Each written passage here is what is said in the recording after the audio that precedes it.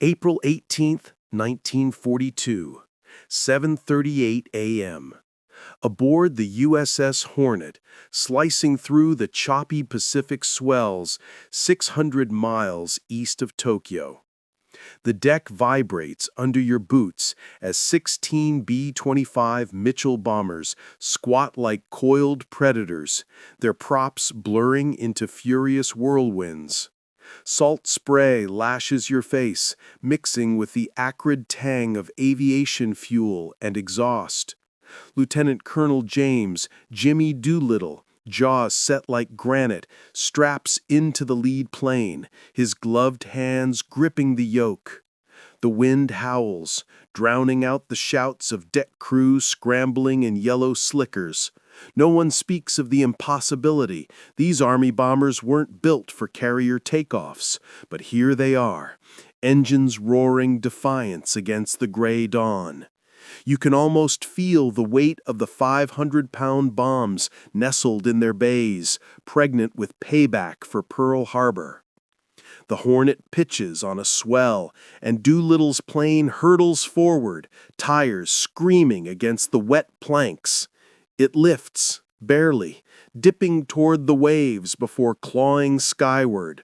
One by one, the others follow, wings wobbling in the crosswinds.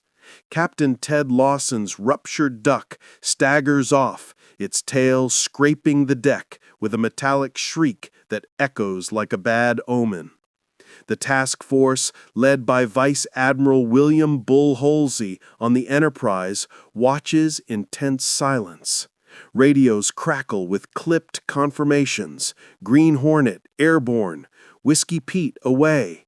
These aren't just machines. They're piloted by 80 volunteers, pilots, navigators, bombardiers, gunners, men like Sergeant David Thatcher, barely out of his teens, clutching his .5 caliber in the tail turret, heart pounding as the ocean drops away.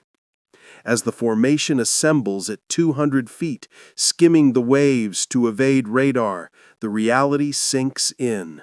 Fuel is tight. The early launch, forced by a spotted Japanese picket boat, shaved hundreds of miles from their range. No turning back now. Doolittle's voice cuts through the intercom.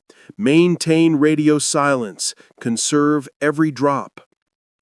The pilots nurse their throttles, eyes scanning for enemy patrols. Below, the sea churns endlessly, a vast blue graveyard waiting for any mistake. Imagine it, the isolation, the hum of radial engines vibrating your bones, the salt-crusted canopy blurring your view. These men, from farms in Kansas to factories in Detroit, trained in secret at Eglin Field, Florida, practicing short-field takeoffs until their hands blistered. They know the odds. One-way trip, with China as a hazy promise of bailout and evasion. Hours drag on. The sun climbs, casting long shadows over instrument panels cluttered with compasses, altimeters, and hastily scribbled charts. Navigator Lieutenant Charles Ozuke in plane number 3 pores over his maps, adjusting for wind drift. Whispers of doubt creep in. Will the flak greet them? Will the zeros